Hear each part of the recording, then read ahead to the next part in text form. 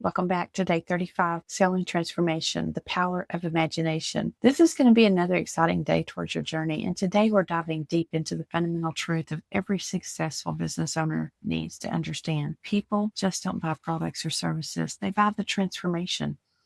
This simple yet powerful concept can revolutionize your entire approach to sales and marketing.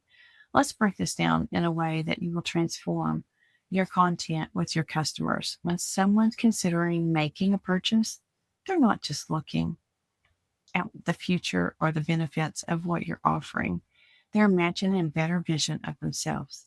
They're picturing how that their life could change and how they could feel different and what the possibilities might open up for them.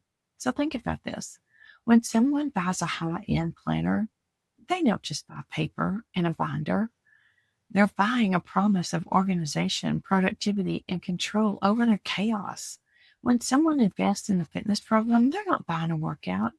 They're buying the vision of themselves feeling strong and capable. Your customers are seeking deeper transformations than you might realize. They want to feel more confident in their decisions. They're looking for ways to spend more quality time with their families. They're searching for freedom that makes choices on their own terms.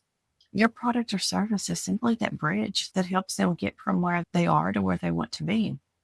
This understanding completely changes how you're going to approach your sales conversations and marketing messages.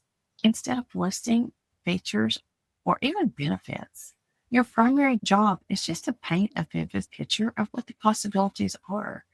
You need to help your potential customers see themselves achieving their desired transformation through your offer. Take a moment and think about your own product or service. What are the three most significant results that your customers are going to experience? These are the deep, meaningful transformations that occur in their lives. Consider how these changes impact their daily experiences, their relationships, and their sense of self. Now, here's how you can put the insight into action today. First, write down the three key results that your offer creates. Be certain and focus on the transformation, not just the technical outcomes.